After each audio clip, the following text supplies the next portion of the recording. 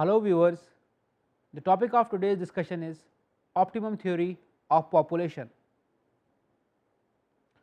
The optimum theory of population has been developed by many economists. The main contributors are economists such as Dalton, Robbins, West and Cannon. Sidgwick was the first economist who gave idea of optimum population theory in his Principles of Political Economy. Later, Carr and Saunders popularized the concept of optimum population in the book World Population. According to Malthus' theory of population, if population of a country keeps on increasing, it is detrimental to the society. The optimum population theory denies Malthus' argument. Therefore, the optimum population theory is the direct result of a sharp reaction to the Malthus theory of population. According to optimum population theory, population growth is beneficial if it pulls the economy towards optimum. If population growth pushes the economy away from optimum, the increase in population is harmful to the society. The theory is trying to elucidate an economically ideal size of population for a country. This theory does not say anything about why population increases and what the determinants of birth and death rates are. Assumptions of the theory. The optimum theory of population is based on two important assumptions. Number one, even though the population increases, the percentage of working population to total population remains constant. Number two, there is no change in natural resources, capital and technology.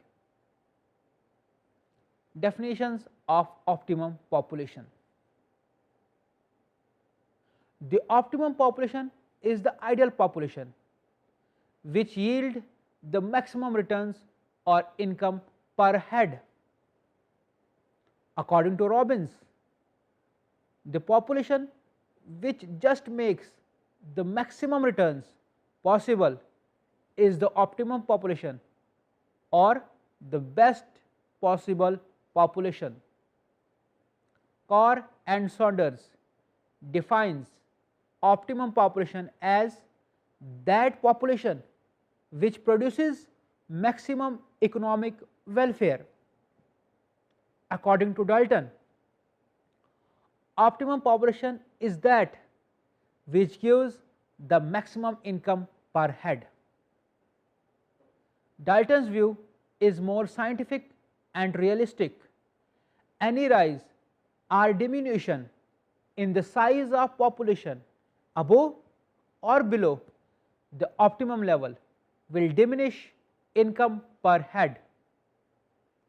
Given the stock of natural resources, the technology and the capital, there is a definite size of population corresponding to the highest per capita income. Any deviation from this optimum population will lead to a reduction in the per capita income. If population increase is followed by the increase in per capita income, the country is underpopulated. The country can afford to increase its population till it reaches the optimum level. If the population increase leads to diminution in per capita income, the country is overpopulated. The country has to reduce population till the per capita income is maximized. However, the optimum level is not static.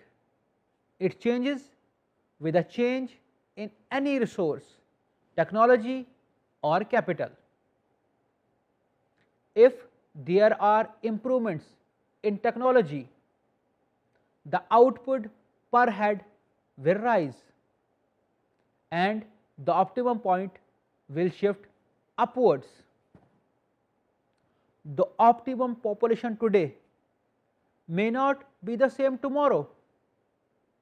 If the stock of natural resources increases, in such case the optimum point will be higher than before. Thus, optimum population is not static and keeps on changing with change in associated factors. What is an optimum population? The optimum population is the best and the most desirable size of population. It maximizes the per capita income with given natural resources, technology and capital. The population above the desirable size of population is harmful to the society. The theory of optimum population is based on three important concepts. The first one is underpopulation. Anything below the optimum population or desirable size of population. Second one, overpopulation. Anything above the optimum population or desirable size of population. Third one, optimum population, the most desirable size of population. The concept of optimum population is illustrated in table 1 and figure 1 on the screen. It is explained as how national income and per capita income change with changes in total population. Table 1 on the screen shows population and per capita income. The national income of the economy increases with increase in population. The per capita income initially increases, reaches maximum and then starts declining. When population is 300 million, the per capita income is $700. This is the maximum level of per capita income. Therefore, the optimum population is 300 million. Any deviation from this optimum leads to less per capita income. The above relation between population size and per capita income is shown in figure 1 on the screen. The horizontal axis measures the size of population and the vertical axis measures the per capita income. The curve AP represents the per capita income. OP is the optimum level of population. Underpopulation not preferred. According to the theory of optimum population, the population of a country should be in a position to utilize its natural resources optimally. If the current population of a country is not sufficient to utilize its resources effectively, it cannot produce enough goods for increasing population. Underpopulation leads to labor shortage and hence specialization of labor or division of labor is not possible. The division of labor is the best production technique to utilize all resources efficiently. It is important to understand that the current population is able to utilize the available resources efficiently or optimally. If the population is able to utilize the available resources optimally, the per capita income of the country increases. Otherwise, the country is said to be underpopulated. Effects of overpopulation. Underpopulation can be accepted to some extent, as it does not do much harm to the society. However, if a country is overpopulated, it is certainly harmful to the society. Overpopulation means more men share limited resources.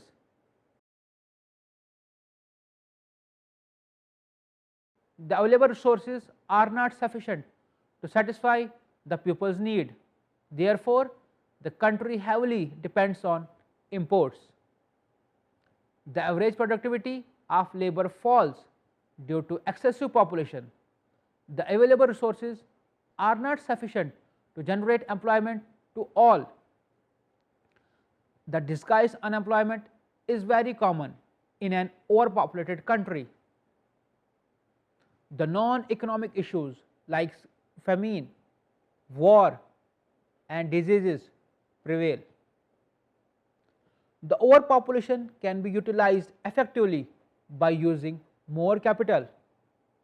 However, this may cause inflation and harm the economy. Is optimum population static? The answer is no. The optimum population is not static. It changes with a change in the available capital and technology. In table 1 on the screen, the optimum size of population is 300 million with given natural resources, technology and capital. However, natural resources, technology and capital are subject to change. If there is technological improvement, the optimum size of population also changes accordingly. Figure 2 on the screen is devoted to explain this situation. In figure 2, AP represents the original per capita income curve with ON size of population and EN per capita income. Suppose there is a change in natural resource and technology.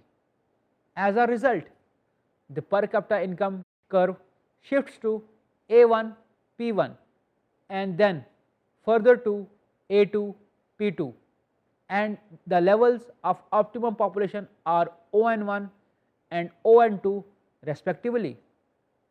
According to Dalton, the deviation of actual population from the optimum population is known as maladjustment.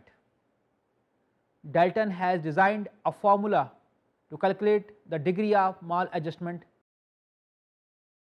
M equals to bracket A minus O by O, where M is equal to degree of maladjustment, A is the actual population and O is the optimum population. If M is greater than O, there is overpopulation. If M is less than O, there is underpopulation. If M is equal to O, there is optimum population. Let us suppose the actual population of a country is 100 million. The optimum population is 50 million. Then the degree of maladjustment is M is equal to bracket 100 minus 50 divided by 50, that is equal to 50 by 50, which is finally equal to 1. This implies that the country is overpopulated by 100%. This formula is helpful to find the maladjustment of deviation of actual population from the optimum population.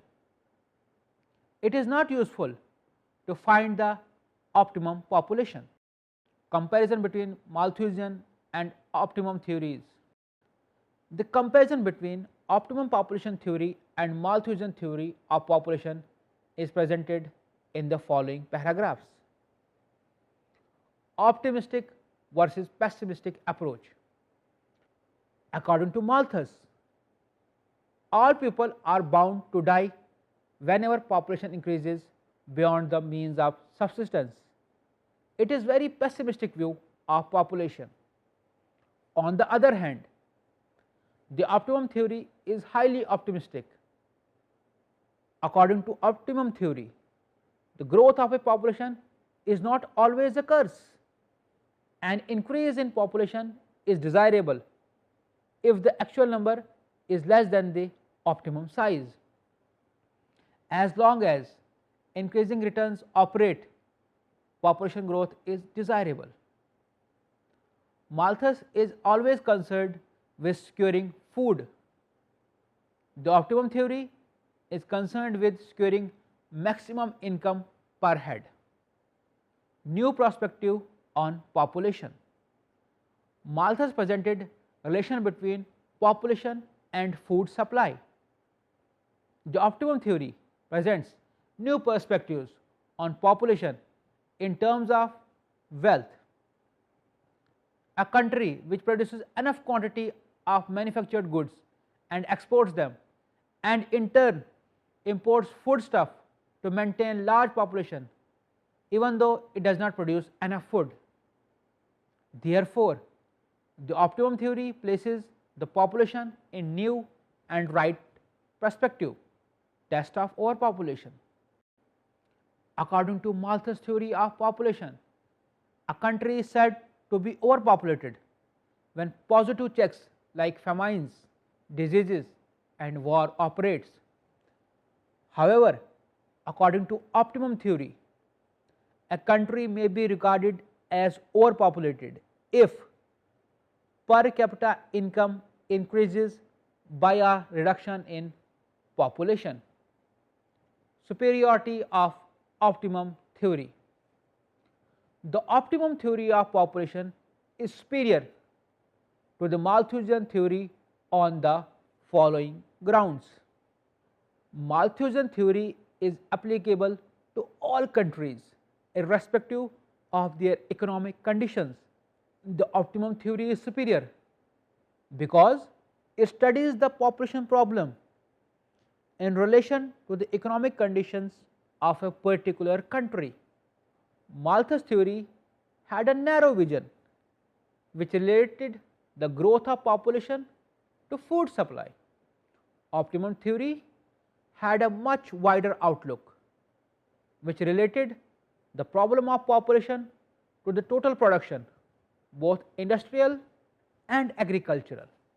Malthus' theory is a static concept.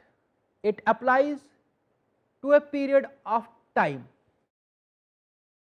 The optimum theory is dynamic. It considers a rise in per capita income over a period of time due to improvements in knowledge, skill, capital equipments and other elements in production. Thus, the optimum theory is more realistic. The Malthus theory is simply theoretical and devoid of practical considerations. It considers the relation between population and food supply in geometrical and arithmetical progressions. The optimum theory is very practical. It considers increase in population not only desirable but also necessary for the maximum utilization of natural resources. Malthus' theory of population is based on the unrealistic assumption of the niggardliness of nature due to the operation of the law of diminishing returns in agriculture. Optimum theory takes a realistic view. According to this theory, the law of diminishing returns operate in agriculture after the optimum point is reached. Malthus was highly obsessed with overpopulation. he ignored that a newly born child comes not only with a mouth and a stomach, but also with a pair of hands to work with. The optimum population theory stressed on the fact that increasing population increases the labor force, which helps raise the optimum expansion of natural resources.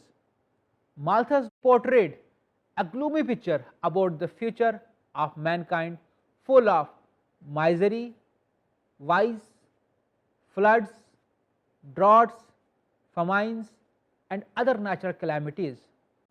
The optimum theory is superior. It adopts an optimistic and realistic attitude towards population, and it relates it with the wealth of the country.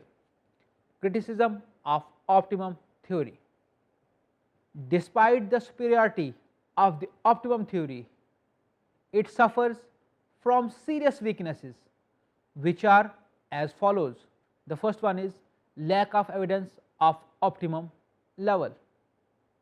It is difficult to say that there is an optimum population. There is no evidence about the optimum population level in any country. It is impossible to measure optimum population. Optimum population is both a qualitative and a quantitative ideal population for the country. Thus, the optimum population level is vague. Second one, measurement of per capita income not possible. The correct measurement of per capita income is a difficult task.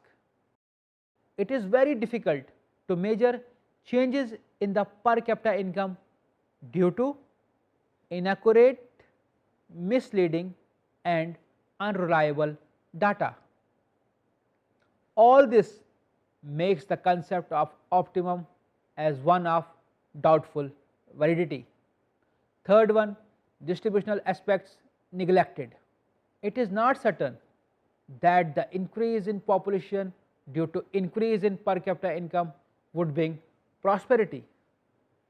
The increase in per capita income and population might prove harmful if the increase in per capita income results in concentration of income in the hands of a few rich. Thus, the optimum theory neglects the distributional aspect. Fourth one, neglects social and institutional aspects. The optimum theory considers only the economic factors. It fails to take the social and institutional aspects, which greatly influence the population. A lower level of optimum population may be justified from the economic viewpoint, but it may be harmful from defense perspective. Fifth one, lack state policies. The optimum population has no place in the policies of modern states. Optimum population has made no reference of fiscal policy which aims at increasing or stabilizing the employment, output, and income in the country. Therefore, this theory has no practical use. Seventh, not a population theory. The optimum theory is not a population theory. It discusses the relationship between population and productive resources only. It does not explain how population grows. Eighth, difficult to know optimum.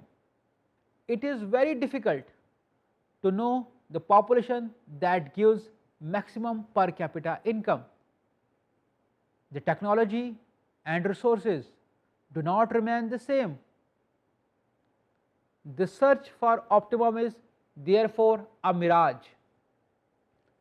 Without knowing optimum level, one cannot say whether a country is overpopulated or underpopulated. Modern economists rejected the Malthusian theory of population. The optimum theory of population is concerned with the size of population in relation to the total wealth of a country and not merely with the food supply alone. According to this theory, one should not be frightened by the size of population. With efficient productive systems, a country can certainly support a large population. A country should develop its resources. Moreover, the wealth of a country should be evenly distributed among the people. Therefore, the problem of population is neither of numbers nor of food supply. According to Seligman, the problem of population is not one of size, but of efficient production and equitable distribution. No doubt, the optimum population theory is superior to Malthusian theory of population. The theory has some drawbacks. It is difficult to determine the optimum size of population for a country. If the optimum population size is known, it is difficult to maintain the population size at the optimum level in the long run. The theory fails to explain how to stabilize the employment level, income and output of the country at the optimum level. The theory is concerned only about the wealth of nation. It does not explain how the wealth is distributed among the existing population. I hope you have enjoyed today's lecture. Thanks for watching.